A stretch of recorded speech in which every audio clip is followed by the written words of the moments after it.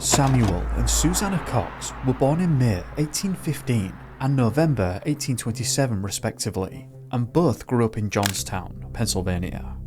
They married in their hometown in 1847, and shortly thereafter they welcomed their first two children, George and Joseph Cox, who are central to this whole incident.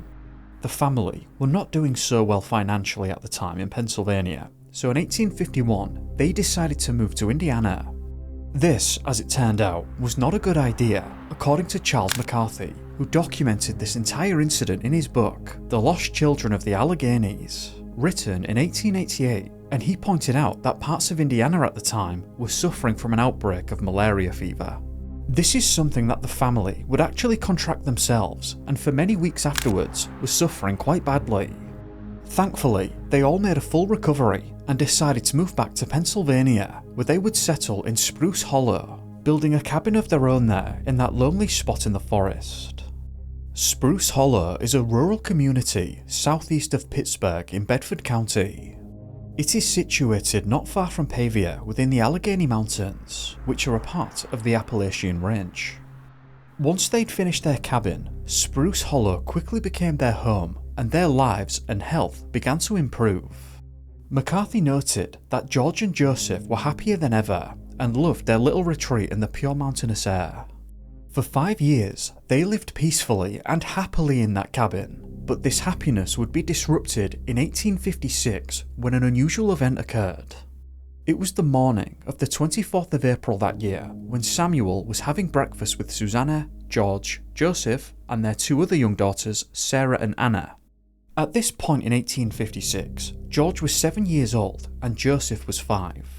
They all heard their dog barking from a distance, and Samuel went outside to check. He estimated that the barks were coming from around 200 yards away from the cabin, but this wasn't too unusual. The dog, whose name we don't know, often chased squirrels up the trees, and he'd usually bark while doing so, which is what Samuel thought was going on. The barking continued throughout breakfast, and Samuel went out to retrieve their dog, leaving Susanna, the girls, George and Joseph alone together. Samuel reached the dog and didn't really understand what it was barking at, so just thought nothing of it and took it back home. McCarthy notes that Samuel hadn't taken the same route back to the cabin as he had heading towards the dog, perhaps taking a longer route to tire the dog out a little bit and give him a good walk. Whatever the case may be, we don't have a timescale of Samuel leaving the house to reach the dog to returning home. However, when he and the dog did make it back to the cabin, he greeted everyone, but he quickly realised that George and Joseph were not present. He asked Susanna and the girls where they were, but Susanna said that she hadn't noticed them after they left the house just after Samuel did, so she thought that they were with him. The pair came to the conclusion that the boys had likely tried to follow Samuel to the dog, but they had missed one another as Samuel took a different route back to the cabin. Outside the cabin itself was cleared land, as Samuel had chopped down many of the trees to build the cabin. At the edge of the cleared land was thick tree line that hit in every direction, and now they were panicked as they had no idea in which direction they'd gone. They first searched this plot of land, which was obviously small in comparison to the entirety of the woods surrounding them. This search failed, and then they took the path that Samuel had initially taken to the dog. The parents, in the wildest alarm, ran to the mountain and taking in as much of it as they thought it possible for their children to have reached in so short a time. They made the most careful search without finding them. Samuel and Susanna were in panic mode, and they ran into the woods in various directions away from the cabin, calling out loudly for the boys. But weirdly, they never heard a response. After these failed searches, they wondered if the boys might have just turned around and gone back home. So back to the cabin they went, but there was no sign of them. Out of desperation, the couple ran to their nearest neighbour's property and told them what had happened, and from there the news spread outwards like wildfire. People were on horseback heading to nearby settlements to gain more support, and an absolutely enormous search was being organised as more and more people joined. There ended up being over 200 people from the local area that made their way to Samuel and Susanna's cabin, and from there the search parties headed out into the forest. The sheer amount of people present was obviously a great sign for the family, as the odds of finding them had now improved drastically. Although the locals knew very well that whatever was to be done to find them must be done quickly, or the boys would likely not be found at all. With this shared urgency, Farmers left their ploughs in the field, shopkeepers closed their stores, and workers halted their jobs. These people hurried to the mountain as they knew well that overnight the temperatures would be bitterly cold and likely not something the boys could endure. The searchers were right too. As the night approached, it grew cold quickly and dark, heavy clouds were looming in the sky to the northwest, indicating that they were in for a very dark and stormy night. Samuel, who had been searching all day, was now worn out and pleaded with the neighbours to stay and search throughout the night. He expressed his concern that if the boys weren't found swiftly, they would fall to animal predation or exposure as heavy snow was set to fall. Selflessly, many of the searchers agreed to stay and they remained on the mountain all night, braving the now stormy weather. In preparation for this, they had set up campfires at different points on the mountain, hoping that George and Joseph would be drawn to the warm glow. Sadly though, the boys didn't turn up that night. This left searchers feeling somewhat confused as they had disappeared so completely in such a short amount of time. This search was thorough, and in a reasonable distance to the cabin, they had gone over all of the plains, all of the hilltops and ravines without finding even a single footprint. McCarthy gave a description of the boys. The boys were very innocent and interesting. George, the elder one, 7 years old, had dark hair and blue eyes, while Joseph, the younger one, aged but 5 years, had light hair and grey eyes. And owing perhaps to their sickness in the west, they were small for their age. George was remarkably intelligent for one of his age, and always had such a care for his younger brother that when going to and from their play, he nearly always led him by the hand, and they were so affectionate with one another that they never had a quarrel at their play. Because absolutely no trace had been found at all on the first day and night, those present realised that they needed more numbers, and people travelled on horseback again to gather more people for the search. At some point on the second day, there was somewhere around 1,000 people present on the mountain looking for them. There were people searching new areas that hadn't been searched before, while others went over already covered ground to see if they passed over them. This day was extremely cold and damp, and there were thick heavy clouds ready to dump more snow on the mountain, and the winds coming from the north were piercing. People knew very well that this was not looking good as George and Joseph were not dressed appropriately to withstand such conditions. McCarthy describes that as the day went on, hundreds and hundreds of people were seen coming from every part of the country and entering the forest on that mountain. There were so many people there that it was stated that every adjacent hill, thicket, marsh and cliffs were searched, but still absolutely nothing was being found. The searchers were all shouting out for the boys, but nobody would ever hear a response. And now for the second time, the freezing cold darkness was approaching, and still there was no trace. Even more people stayed out in the wilderness for this second night, and now there were even more campfires scattered around. The night passed, and another day, the weather still inclement. And what was remarkable in this case, as the prospects of finding the boys grew less hopeful every day they were lost, the efforts and exertions of the people to find them increased each day until perhaps there were 2,000 people on that mountain. This search had truly started to take on an absolutely enormous scale, but despite having around 2,000 people on the mountain, they were finding no trace of either George or Joseph. It was at this point on the third day, the 27th of April 1856, because nothing was being found, a man by the name of Charlie Ross decided that something was just not adding up in this situation. Charlie did not understand how they could have disappeared in this manner so quickly and started to wonder if the parents were responsible for this. Charlie drummed up some support and in front of many, with his supporters, accused Samuel and Susanna of being responsible for the disappearance. Charlie and the others burst into the family's cabin and searched the entire place for the boys. They pried the floorboards from the ground in search of them. They practically ripped up the cabin and garden, believing that the bodies may have been hidden or buried somewhere. This went on for a while, but the accusers didn't find anything to pin it on the parents.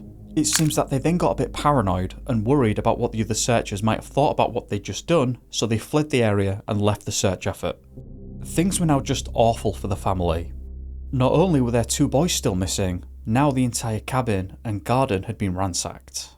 It's important to highlight here that as time went on, the temperatures had been consistently cold throughout each day and even colder during the course of the nights. There was some good news though. There were rumours that spread across the mountain that they'd finally discovered a trace of the missing boys. A hunter about 10 miles away from the cabin had found their little footprints, all 4 of them, just seemingly having walked around that area. Because of the way that people were positioned on the mountain, this news actually spread quickly and made its way back to Samuel and Susanna in no time at all. Hundreds of people, including the parents, travelled to this remote spot with the strong belief that they would now soon be found. From the point of the footprints, searchers had spread out into groups and entered into the tree line in every direction. McCarthy stated that because of the find, there was a new vigour to the search and people really did believe that they were going to bring these boys home. However, despite the sheer amount of searchers at the site, they found nothing else that day. The footprints petered out, offering no more clues, and their journeys into the tree line from that point uncovered nothing at all. There was also confusion displayed at the sheer distance that the boys had travelled, with some questioning how they'd managed that in such rugged terrain and harsh weather conditions. But nonetheless, the parents were encouraged with this news and believed that they may still be alive. As night set, once more campfires were set up all over this new area, and McCarthy noted that since George and Joseph disappeared, the strong winds had not let up at all, making the point that it was as if nature itself was set against them. At least, that was the case until around the 5th day of the search, where McCarthy stated that an eerie stillness and silence was present on the mountain. He said that the only thing that broke the silence was the occasional howl of a distant wolf, or the scream of a wildcat in the darkness. There were a lot of rumours, debates, and discussion about what had happened. People were arguing that they surely must have succumbed to animal predation or the elements by now. Others believed that they would have found evidence of this in terms of finding remains, and because they had not, could have meant that the boys were still moving around up there. Other people believed that they may have been taken from the mountain by opportunistic people who had passed by them, and others believed specifically that they may have been stolen to be converted to another faith. There was also the suggestion that they might have fallen into the stream at Bob's Creek and passed away beneath the cold water. There was, of course, no evidence for any of this, and these speculations were a testament to how unusual this whole incident was. Everyone seems to have been of the mind that George and Joseph should have been found by now. Now, we have to get to a little bit of weirdness. McCarthy made the point that up until this time, the search had been systematic. Perhaps not quite as organised as they are today, with professional search and rescue teams and all of the specialised equipment we have now. But each day, someone that knew this mountainous area well would be appointed as the leader of the search effort. This leader would then organise the various groups, and this was an extensive effort. Thousands of people had searched all of the fallen trees, the base of every rock, and the mountain streams had been gone over, and nothing was being found. There were very few areas now that hadn't been gone over at least once by people standing shoulder to shoulder or at least a small distance from one another. The scale of this search makes this next finding all the more unusual. On the 5th or 6th night of the search, a woman by the name of Bentimer, who lived near the foot of the mountain, had a chilling experience. The exact placement of her cabin is not known, but while inside during the night, she described hearing the cries of a young boy coming from the woods outside. It was a late hour when this occurred, but she went out and did make an attempt to search but found nothing. She called out for whoever this might have been but had no response back. She managed to carry this news to some of her neighbours and a vigorous search was made, but to no purpose. It is supposed today that this woman really heard the lost boys cry, but by the time the people got to the place, the boys perhaps had cried themselves to sleep. McCarthy then stated that these cries had been heard in an area that had been gone over time and time again by hundreds of people. The boys were not found that night, and further repeated searches of the area proved fruitless, and no more sounds of distress were heard. Now, after word had spread about what had happened that night, the area was just flooded with searchers who desperately wanted to bring the boys home. Now we take another unusual turn. Because nothing other than some lone footprints had been found, and now this cry also leading to nothing, some of the searchers began to feel that there was something unnatural about this disappearance. Some of the searchers left on horseback to reach out to a man who lived nearby who was known to be a dowser. A dowser is a person who believes that through divination they can locate things buried underground. This might be water, precious metals, gems, and perhaps bodies.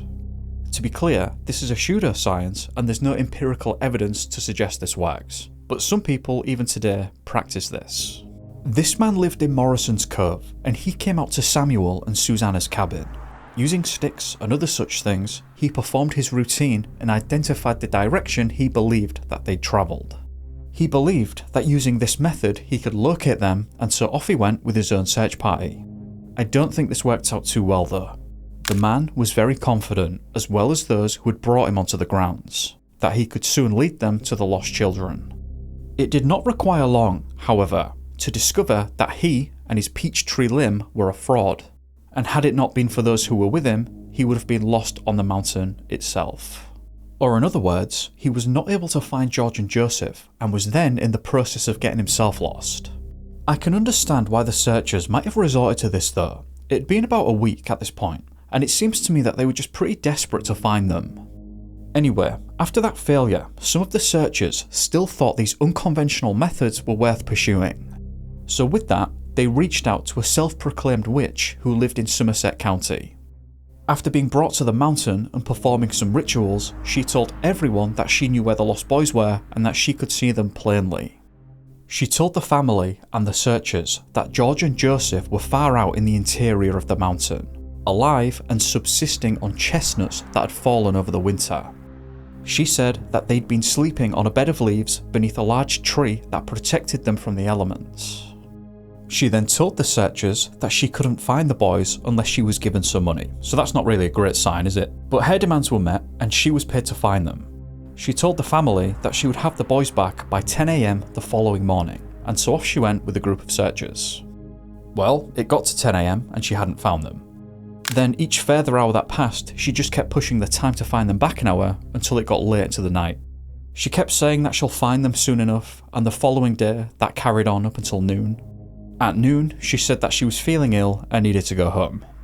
After these failures, the search continued on using conventional methods until the 10th night of the search, where something unusual would happen again. So let's get bizarre.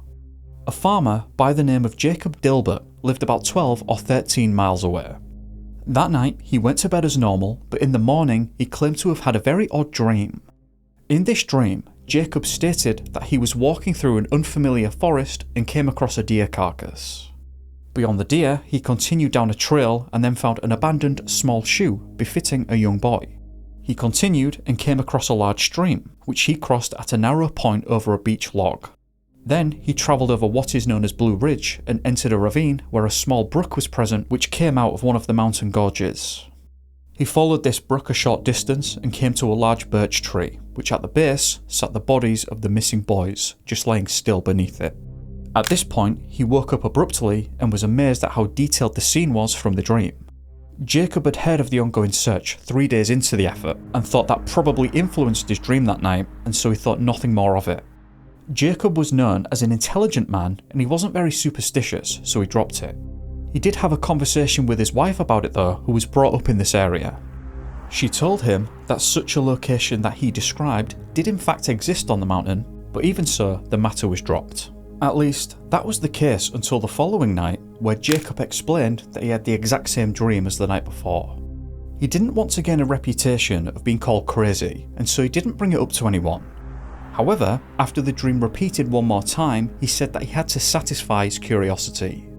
The problem was that outside of his farm life, he didn't have much experience with the forest, and thought that he would get lost should he venture out there alone. Before we go any further, I did just want to say that I've covered probably hundreds of disappearances at this point over the years. And one thing I did realise a while ago is that I've actually covered a number of these cases where the missing was found by someone claiming to have dreamt of them. I put a compilation together on this topic, which I'll link at the top right now and in the description below if you'd like to open a new tab. To be clear, I don't really have a horse in the race as to whether there's more to these dreams than we actually realise, but it's an interesting component of some of these unusual cases nonetheless. Anyway, Jacob confided this to his brother-in-law, Harrison Wysong, who did know how to navigate the forest, and thankfully lived a bit closer to Samuel and Susanna. Harrison thought Jacob was nuts, but he did humour him as Jacob was persistent about it. Jacob told him that he believed that the area in question was around 5 or 6 miles away from the family's cabin. Harrison told him that the place he was describing would have been basically impossible for the boys to have gotten to, as it's over Bob's Creek, and the boys wouldn't have been able to cross it. McCarthy stated, "None of the searchers had looked for the boys on the east side of the stream. None supposed for an instant that they could have crossed it without being drowned." Despite telling Jacob that he was nuts, Harrison couldn't dissuade him and decided to tag along with him, as he knew full well that if he went alone, then there'd be 3 missing people on the mountain. I'll let McCarthy explain what happened next. Paraphrased, I quote, "Going in the direction by Jacob, they passed by a deer carcass, to which Jacob stated, 'That's just as I saw it in my dream.' Further on, they found a little shoe which had been worn by the younger of the brothers. Then they came to Bob's Creek. 'This is the beach log where I crossed the creek,' Jacob said.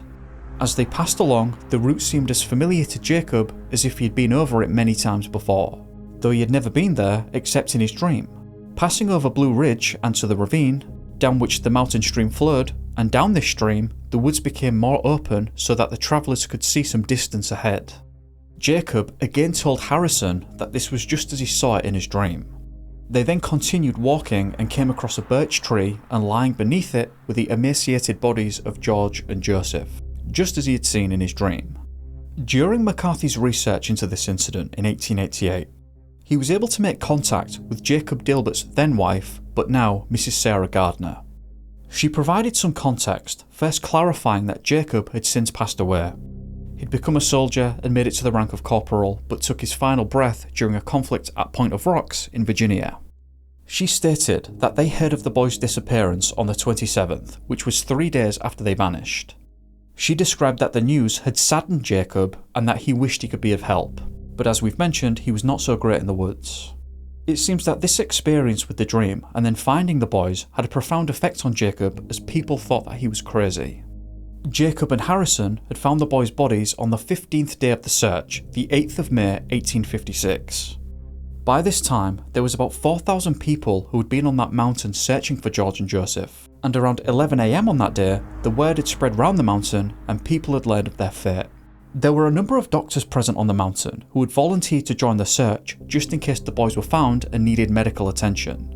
Of course, nothing could be done now, but a group of physicians did travel to the scene to get an idea of what had transpired. It was noted that in the place that the boys had been found, there was nothing that they could have eaten to stay alive. The physicians suggested that it's likely that the pair had succumbed to starvation at that spot. They detailed that the bodies had scratches which was consistent with wading through the thorns and thickets of the mountain. Their clothing was torn and their shoes, which were found separately away from them, were worn through. The physicians said that it was evident that they'd wandered over the rocks and wilds of the mountain until they'd been worn out from fatigue.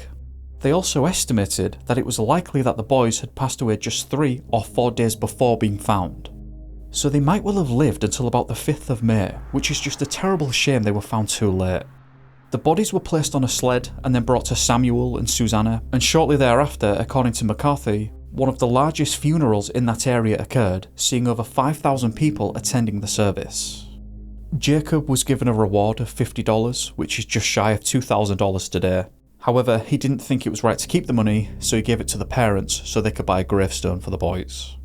There is a monument in the area today at the spot that they were found, which reads, "George, age 7, and Joseph, age 5, wandered from their Spruce Hollow home on April 24, 1856. Hundreds of people searched for them for 2 weeks without success. Jacob Dilbert, a local farmer, had the same dream 3 times about where the boys could be found. On May 8th, Jacob and his brother-in-law, Harrison Wysong, set out to follow signs in his dream. A deer carcass, a little shoe, a log across a stream, and then a birch tree with a broken top. They found the boys' bodies nestled in the roots of the birch. This monument marks the spot where the boys were found. Samuel and Susanna ended up remaining at that cabin and would later have more children together. So, what actually happened here, and how did the boys come to pass away in the manner that they did? That is where a lot of people split into various camps and place blame on different people. You can see why this might be the case too, because in the end, you have 2 young boys that disappeared without a trace for 15 days. All the while, they were evading 4,000 people who were spread out on the mountain. Then, in another bizarre turn, a man comes forward claiming to have dreamt about them, and then he went ahead and found them in the very spot that he claimed they would be. So firstly, the location that the boys were found beyond Bob's Creek. This threw a lot of people off because the boys were very young and small at the time, they wouldn't have weighed very much, and Bob's Creek has a strong current and it produces waves that are around 3 feet tall. This, to practically all of the searchers, including their parents, made it an impossibility that they could have crossed it. This led some to believe that Jacob himself had something to do with the disappearance in the first place. You can see why some might have leaned that way. It's awfully strange that someone claimed to have a dream where he saw the boys' exact resting place and was then able to travel straight to it. I don't really know what to think about that. As mentioned before, I have stumbled across this very topic accidentally quite a few times over the years, before realising and putting together that compilation about others who had found them missing after claiming to have dreamt about it. In fact, that very thing happened to Nicola Bully if you've seen my coverage of her disappearance fairly recently. I didn't actually mention it in the video itself, but the person who found her claimed to have dreamt about finding her. Anyway, the point being here is that it's difficult to know what to do with that information, and like many of the people who pointed a finger at Jacob, I can see why they would have done that. Let's be honest, it's incredibly suspicious and just weird. It is important to note though that Jacob had no relationship at all with Samuel and Susanna. They'd never met before and didn't know about one another's existence. According to Jacob and his wife, they only learned about the disappearance 3 days into the failing search effort. It's also worthy to point out that Jacob lived around 12 miles away and was not a woodsman, and that's quite a larger distance when the only mode of travel you have at hand is on horseback. Is it possible that he could have stumbled upon them out in the woods? Sure, but it seems rather unlikely to have occurred given that he wasn't able to navigate the forest alone. But at the same time, if he did not come into contact with the boys, what do you make of the supposed dream then? Did he make that up? He did find them in a place that no one else thought to look. He knew full well that opening up to people about this dream was going to make him look nuts, and he expressed that to his wife and Harrison. As said, it also draws suspicion, so if he was responsible for this, why would he tell people about the dream? It seems like if he had been involved, he'd have just stayed quiet and nobody would ever have known, even if the boys ended up being found sometime later by the actual search effort. I'm not convinced that Jacob was involved in foul play because the condition of the boys and their clothing was indicative of them indeed being lost and spending a lot of time wandering around in the wilderness. Their clothes were torn, the shoes were well worn, and the bodies were covered in scratches.